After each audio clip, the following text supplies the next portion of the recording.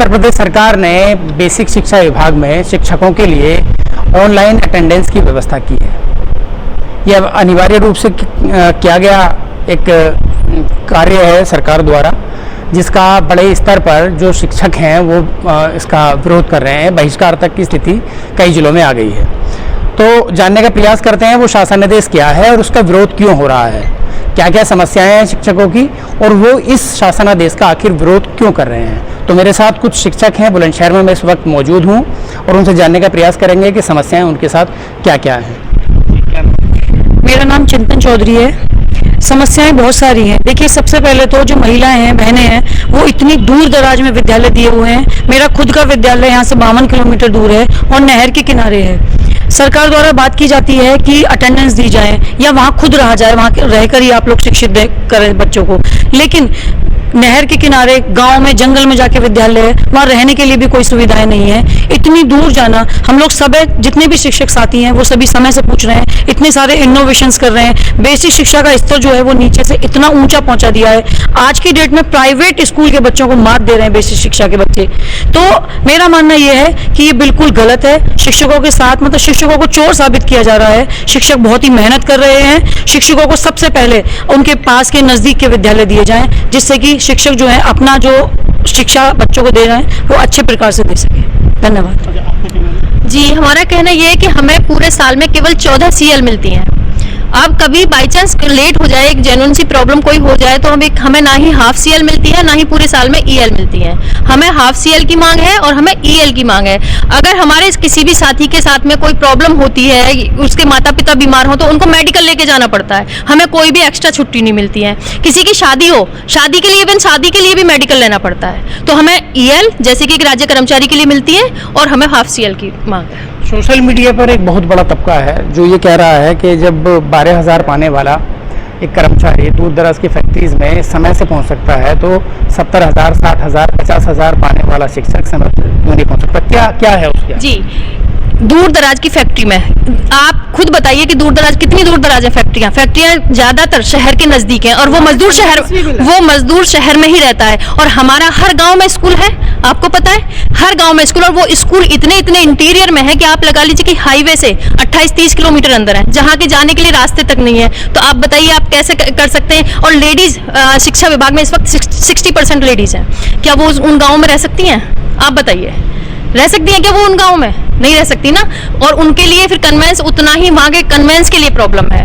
तो ये उनसे कंपैरिजन करना गलत है। क्या आपको ऐसा लगता है कि ये जो शासनादेश लागू किया गया, जारी किया गया, तो इससे पहले जो शिक्षकों की समस्याएं हैं उनका मंथन नहीं किया गया?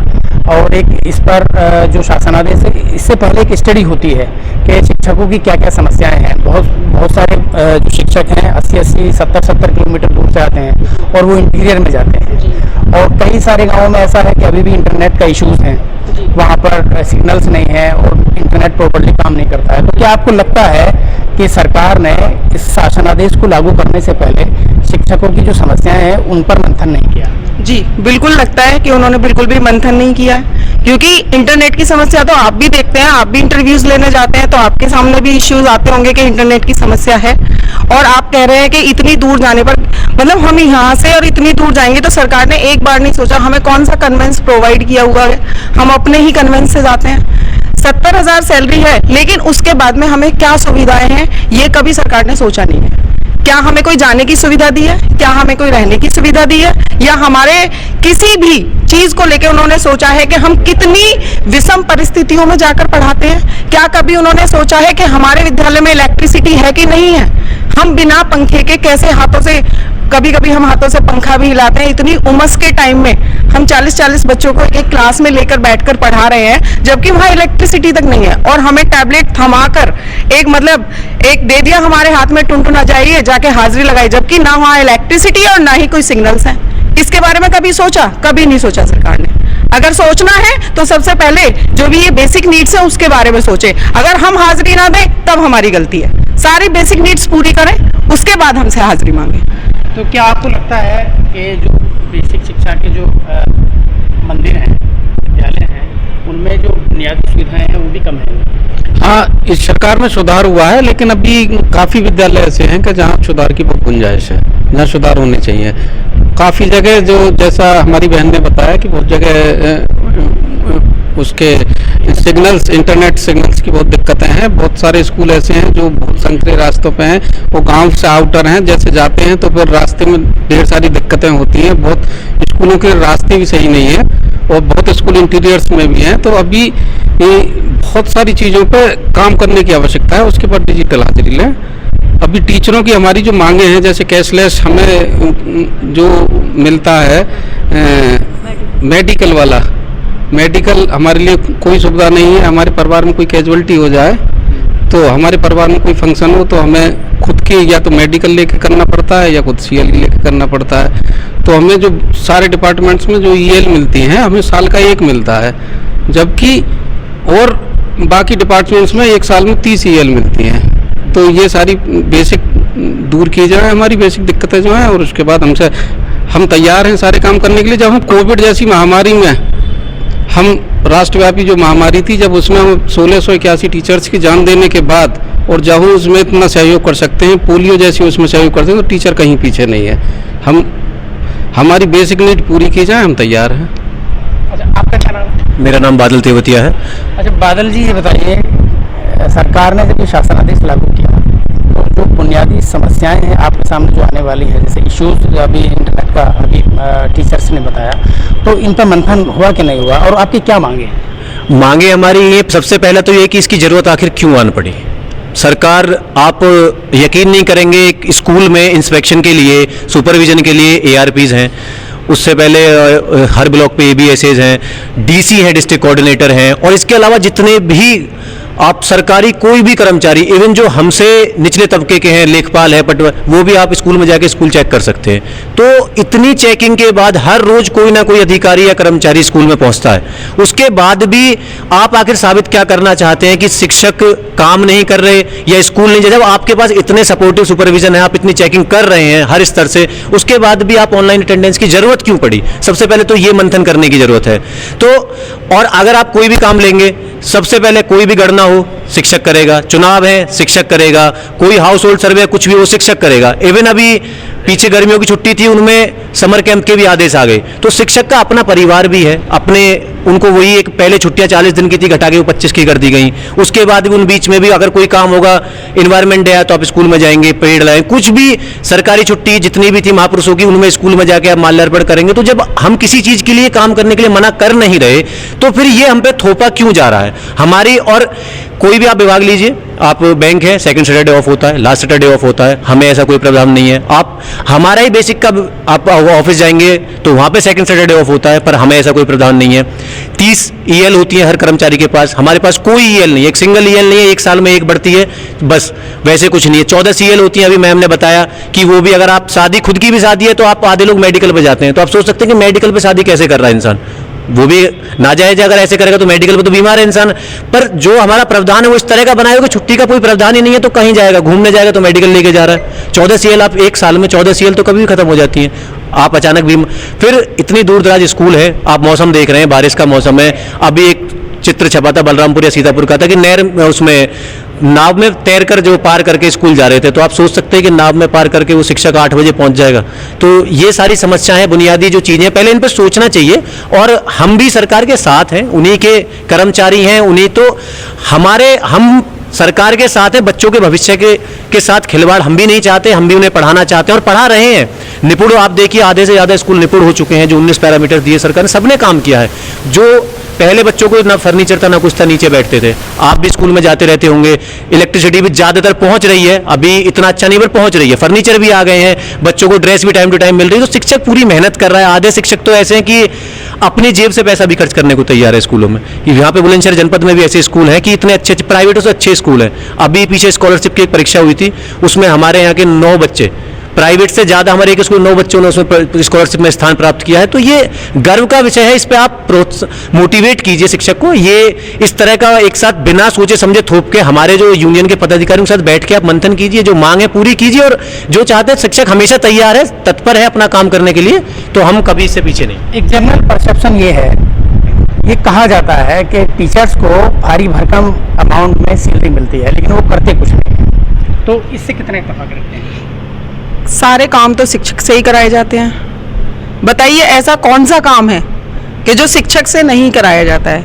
क्या चुनाव ड्यूटी शिक्षक से नहीं कराई जाती है?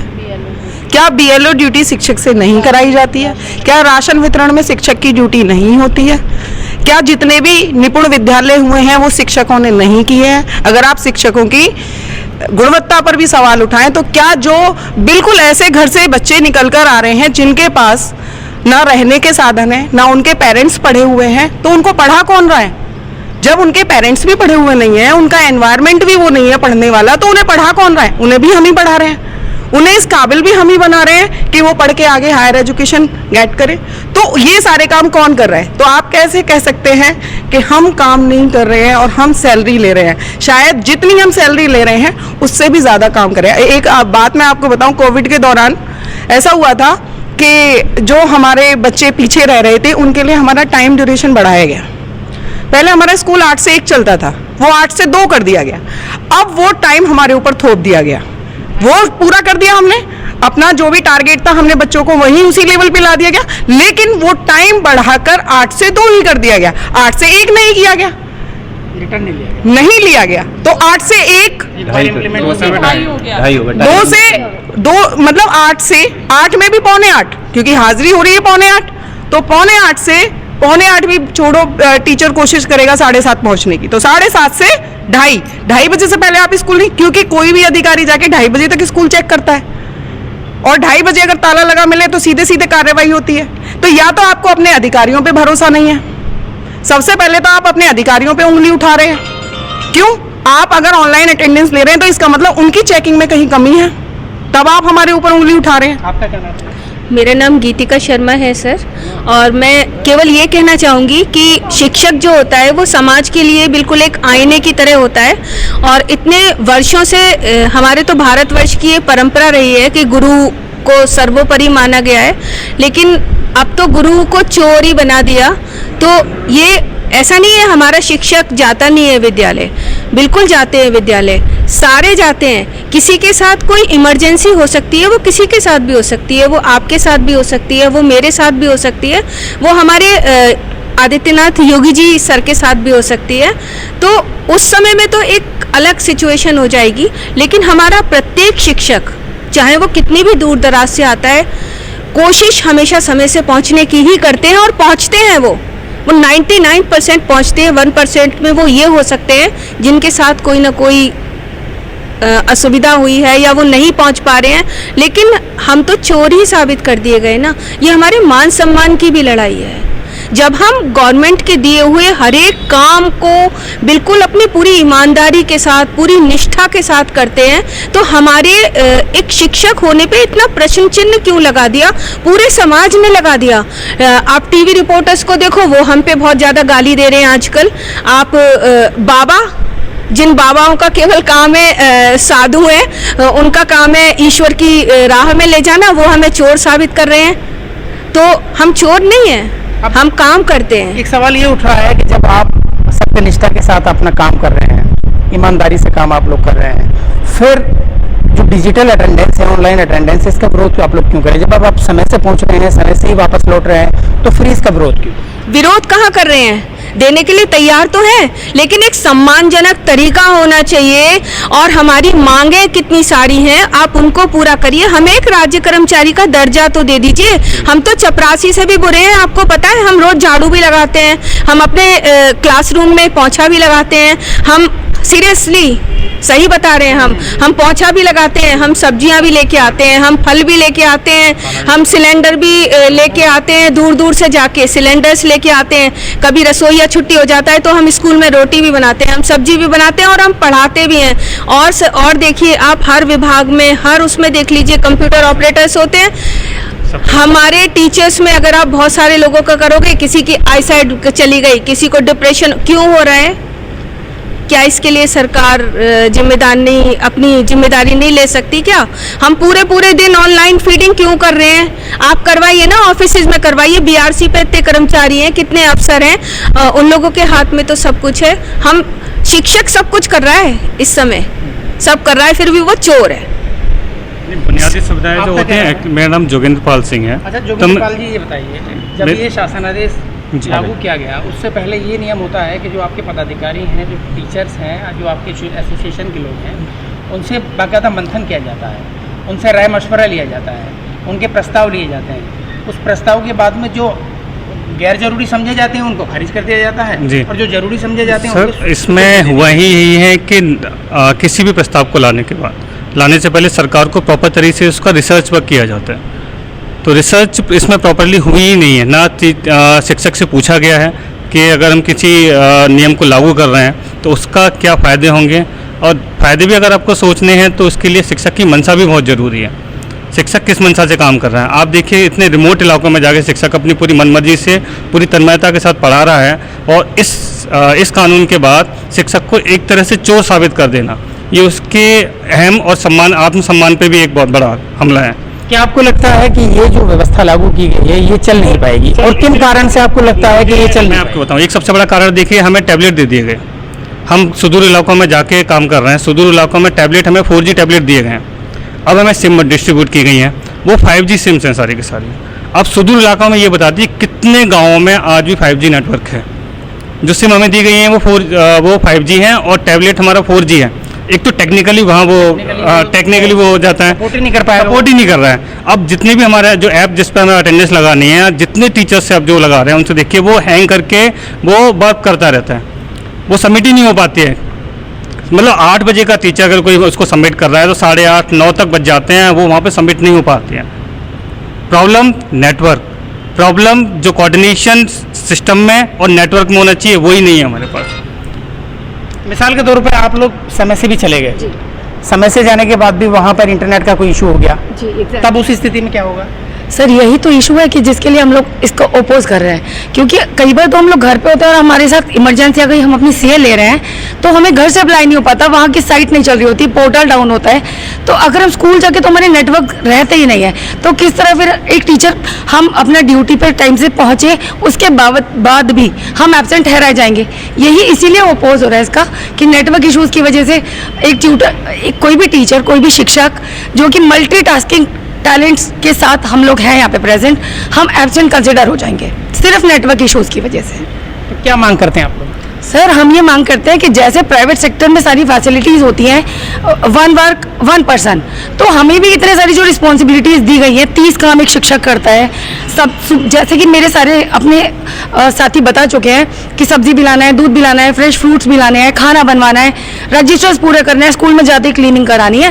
तो ये इन सब के लिए अलग अलग अपॉइंटमेंट्स हों, गवर्नमेंट उस पर ध्यान दे, टीचर को केवल एक टीचर रहने दे जो उसका काम है। शिक्षा पहले भी होती थी, तब मिड डे मील प्रोवाइड नहीं होता था, गुरु की बड़ी इज्जत और अच्छी महिमा मानी जाती थी। तो आज भी शिक्षक ही रहे तो वो बखूबी हम इस ऑनलाइन अटेंडेंस का बिल्कुल भी ऑपोजिशन में नहीं आएंगे। बस हमसे मल्टीटास्किंग वाले वर्क्स ना कराए जाए। आजकल जो शिक्षक है वो बहुत टैलेंटेड है। आप देखिए कितने सारे फिल्टर्स लगा के शिक्षक एक शिक्षक बन रहा है। आज की डेट में हमारे माननीय पूर्व राष्ट्रपति जी ने भी बोला था कि IAS बनना एक बार को आसान है, लेकिन शिक्षक बनना इतना आसान नहीं है। इट मीन्स जो शिक्षक हमारे विद्यालयों में आ रहा है वो बहुत टैलेंटेड है, मल्टी टैलेंटेड है, बहुत सारी विधाओं का धनी है, तब जाके वो शिक्षक बन रहा है यहाँ पे आके। अब ऐसे टैलेंट को अगर हम छोटी छोटी चीज़ों में ड्रेन कर देंगे तो इससे हमारे सिस्टम में एक शिक्षक की छवि को भी नुकसान हो रहा है, और जो गरिमा होती है शिक्षक की उसको भी नुकसान हो रहा है। साफ तौर पर ये बुलंदशहर के शिक्षक हैं जो ऑनलाइन अटेंडेंस का विरोध कर रहे हैं, कई कारण गिना रहे हैं। सुदूर इलाके में 80 किलोमीटर 90 किलोमीटर कैसे शिक्षक पहुंचेगा, और अगर पहुंच भी गया तो कई सारे गांवों में, कई सारे स्कूलों में इंटरनेट का इशू है, तो वहाँ ऑनलाइन अटेंडेंस कैसे संभव हो पाएगी। तीसरा सबसे बड़ा कारण ये बता रहे हैं कि 5G सिम दे दिया गया है, 4G टैबलेट, तो टेक्निकली ये जो है इक्वेशन ठीक नहीं बैठ रही है, तो यहाँ इसको ठीक करना पड़ेगा। तो एक बड़ा सबसे बड़ा आरोप ये है कि इस शासनादेश को लागू करने से पहले जो उनके पदाधिकारी हैं, जो उनके सीनियर्स हैं, जो टीचर्स हैं, जो इस चीज़ को लेकर आवाज़ उठाते रहे हैं, उनसे बात नहीं की गई। जो समस्याएं शिक्षकों के साथ थी, जो बेस शिक्षकों के समस्याएं बेस पे जो शिक्षकों के साथ है, उन तमाम पहलुओं पर बात नहीं की गई। यही कारण है कि उत्तर प्रदेश में इस नीति का, इस शासनादेश का भारी विरोध चल रहा है। शिक्षक ये भी बोल रहे हैं कि अगर उनको वन टास्क के साथ इस फील्ड में उतारा जाए तो उनको इस शासन आदेश से कोई भी परहेज भी नहीं है। शाहनवाज चौधरी।